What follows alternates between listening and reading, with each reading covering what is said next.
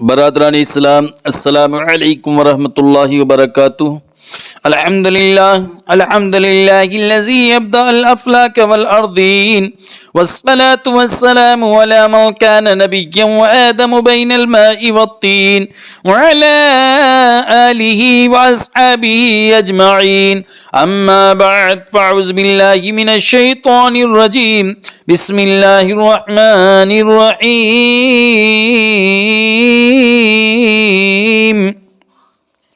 وَإِذْ قَالَ رَبُّكَ لِلْمَلَائِكَةِ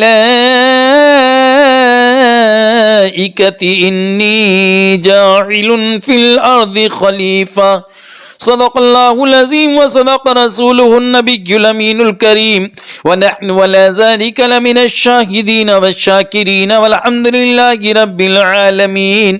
میری ملت کے نوجوانوں، میں نے جس آیت مبارکہ کو اپنا عنوان تقریر بنایا، آئیے اس کا ترجمہ پیش کرنے سے قبل فرط عقیدت اور جوش محبت کے ساتھ سرکار ذی وقار احمدی مختار شفیع روز شمار کے دربار گہربار میں عقیدت اور محبت کے ساتھ دروش شریف کا نذرانہ پیش کریں۔ پڑھیں بآواز بلند: اللہ رب محمد صلی اللہ علیہ وسلم، نحن عباد محمد صلی اللہ علیہ وسلم، صلاۃ و سلام علیک یا رسول اللہ صلی اللہ تعالی علیہ وسلم۔ میری ملت کے نوجوانوں، ہماری تفسیر قرآن کا سلسلہ چل رہا ہے اور آپ حضرات سے میری گزارش ہے، ریکویسٹ ہے کہ آپ حضرات سنتے رہیے اور اپنے دوست و احباب کو بھی اس کار خیر سے جوڑتے رہیے تاکہ ہم سب مل کے آخرت کا توشہ اکٹھا کریں، آخرت کے لیے نیکیاں اکٹھا کریں۔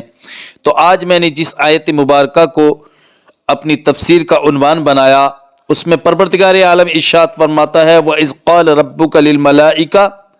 اس کا ترجمہ امام عشق و محبت فاضل بریلوی علیہ الرحمت و رضوان اس طرح فرماتے ہیں: وَإِذْ قَالَ رَبُّكَ، اور یاد کرو، یعنی پروردگار عالم اپنے چہیتے انوکھے لاڈلے حضرت محمد مصطفیٰ صلی اللہ علیہ وسلم سے فرما رہا ہے کہ اے محبوب تم یاد کرو، وَإِذْ قَالَ رَبُّكَ لِلْمَلَائِكَةِ، اور یاد کرو جب تمہارے رب نے فرشتوں سے فرمایا انی جاعل فی الارض خلیفہ، بے شک میں زمین میں اپنا ایک نائب بنانے والا ہوں۔ میری ملت کے نوجوانوں، اس آیت مقدسہ کا یہ ترجمہ ہے اور اب میں اس کی لفظی تشریح کی طرف لے کر کے آپ کو چلتا ہوں، اس کو سننے کے لیے تیار ہو جائیے۔ وَإِذْ قَالَ رَبُّكَ لِلْمَلَائِكَةِ، واو کے معنی اور کے ہیں اور از کے معنی جب کے، اور قالا کا جو لفظ آیا ہے قالا یقول قولا، اس کے معنی آتے ہیں بولنا، کہنا۔ ربو کا، رب کی تشریح گزر چکی ہے جس کے معنی ہے مالک، پیدا کرنے والا، پالنے والا، اور رب کا ضمیر ہے جو اللہ کے رسول صلی اللہ علیہ وسلم کی جانب لوٹ رہی ہے۔ للملائکہ، لام حرف جار ہے جس کے معنی ہے لیے، اور ملائکہ یہ ملکن کی جمع ہے، اور ملکن کے معنی آتے ہیں فرشتے کے۔ ملائکہ کس کی جمع ہے؟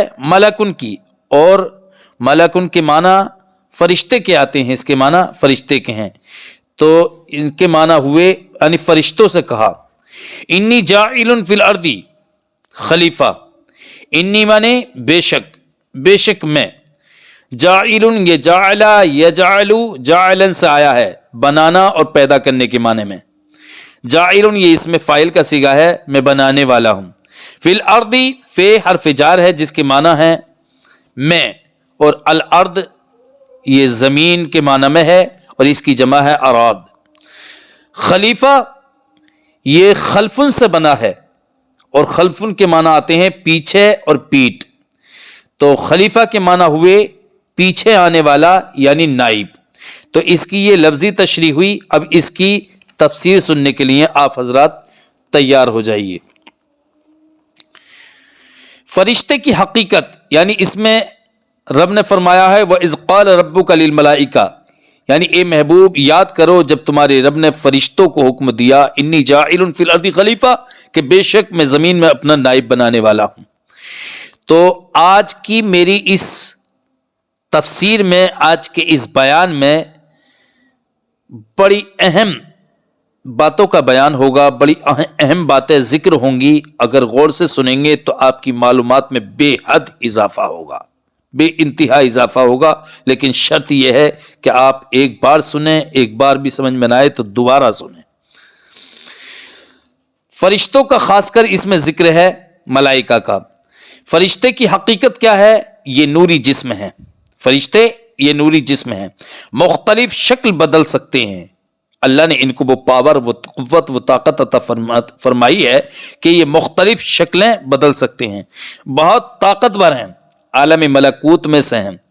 ان کی کثرت کا یعنی ان کی زیادتی، یعنی وہ کتنے ہیں، ان کی تعداد کا، ان کی کثرت کا یہ حال ہے کہ تفسیر روح البیان وغیرہ نے فرمایا ہے کہ انسان جنات کا 10واں حصہ ہے. کیا مطلب؟ ایک حصہ انسان ہے تو اللہ نے انسان اور جنات کو جو پیدا کیا ہے تو ایک حصہ روئے زمین پہ انسان ہے تو 9 حصے جنات ہیں. تو فرمایا انسان جنات کا 10واں حصہ ہے، یعنی ایک حصہ انسان ہے تو 9 حصے جنات ہیں. جنات کی تعداد اتنی ہے. اور جن اور انس یعنی انسان اور جنات ملا کر خشکی کے جانوروں کا 10واں حصہ ہے. جو خشکی کے جانور ہیں، جو زمین پر جانور ہیں، ان کا 10واں حصہ ہے.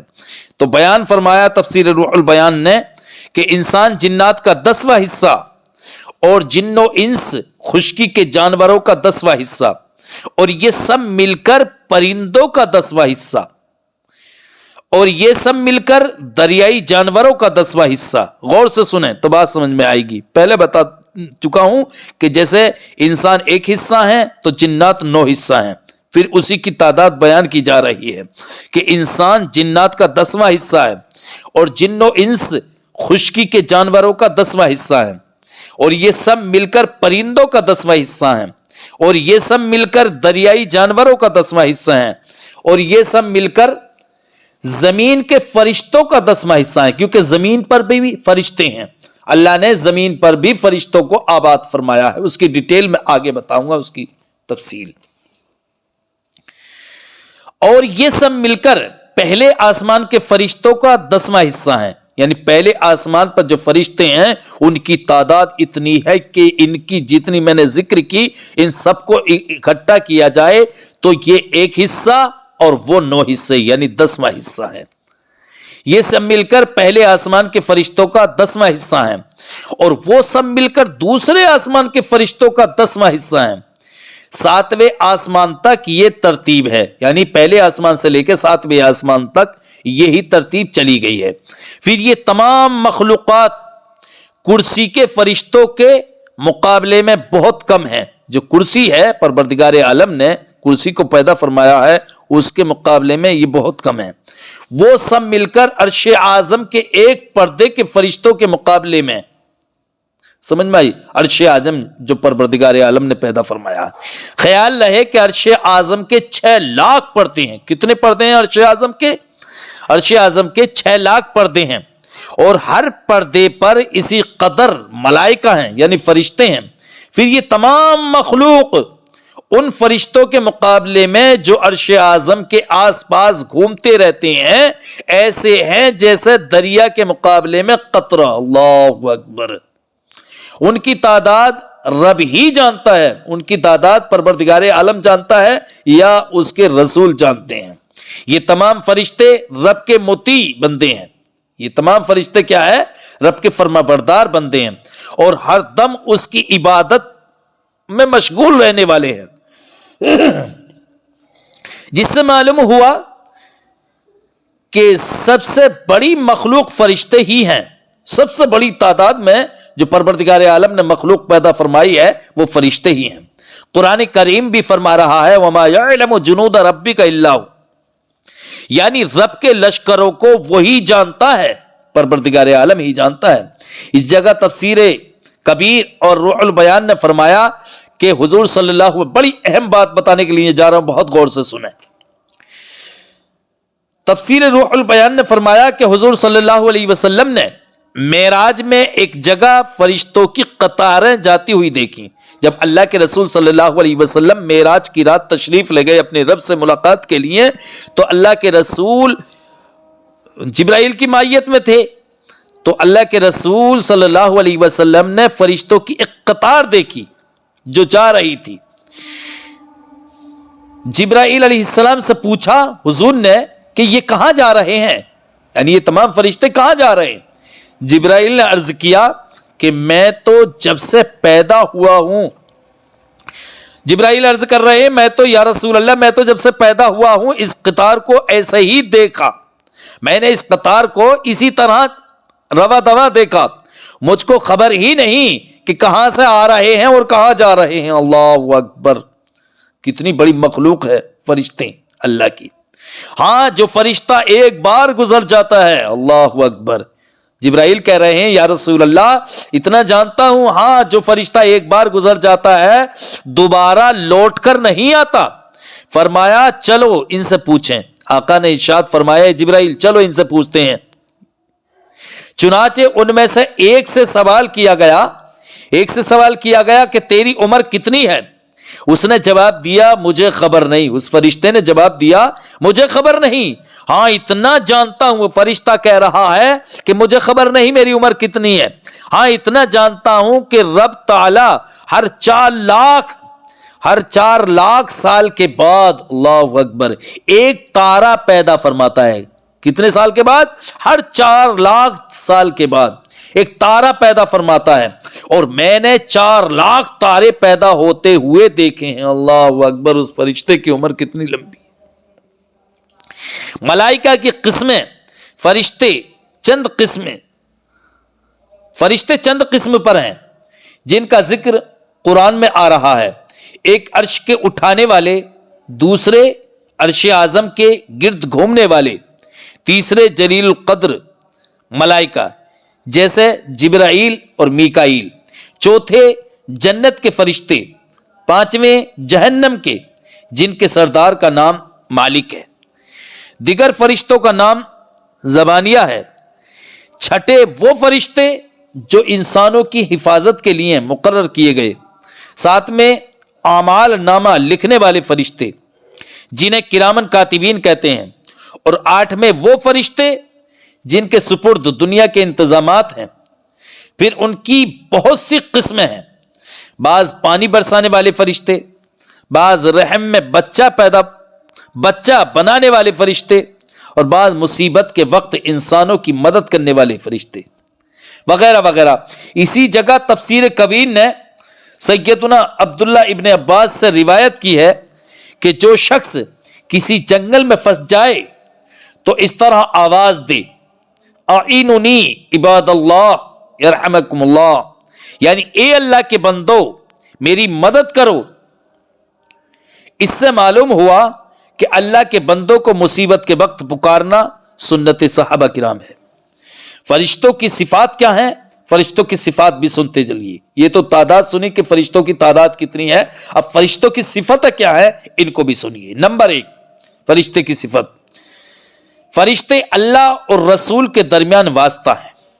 اللہ اور اس کے رسول کے درمیان, رسولوں کے درمیان واسطہ ہیں. نمبر 2 دوسری صفت, وہ ہمیشہ عبادت گزار اور ساجد ہیں. تیسری صفت, حق تعالیٰ سے ان کو بہت قرب حاصل ہے.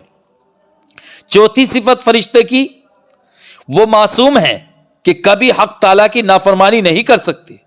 پانچویں صفت یہ ہے کہ وہ حق تعالیٰ سے نہایت ڈرنے والے ہیں. چھٹی صفت یہ ہے فرشتے کی کہ وہ خدا تعالیٰ کے دوستوں کی مدد کرتے ہیں, بلکہ ان کے ساتھ ہو کر کفار سے لڑتے ہیں جیسا کہ جنگ بدر میں ہوا. ساتویں صفت فرشتے کی یہ ہے کہ ان کے بازو اور پر ہے. یہ ساری قسمیں اور ان کی ساری صفات قرآن پاک میں صراحتاً آئی ہیں. اب ایک اہم بات میں آپ کو اور بتانے کے لیے جا رہا ہوں, اس کو بھی بہت غور سے سنیں. خیال رہے کہ اولاً حق تعالیٰ نے فرشتوں کو آسمان میں اور جنات کو زمین میں بسایا تھا. شروع میں فرشتوں کو آسمانوں میں بسایا اور جنات کو کہاں بسایا؟ زمین میں بسایا تھا. یہ واقعہ حضرت آدم علیہ السلام کی پیدائش سے 60,000 سال پہلے ہوا. کتنے سال پہلے ہوا؟ جب حضرت آدم علیہ السلام کو پروردگار عالم نے پیدا فرمایا تو ان کی پیدائش سے 60,000 سال پہلے ہوا یہ واقعہ کہ فرشتوں کو آسمانوں میں بسایا اور جنات کو جو پیدا فرمایا ان کو زمین میں بسایا. کتنے سال پہلے؟ 60,000 سال پہلے حضرت آدم علیہ السلام کی پیدائش سے.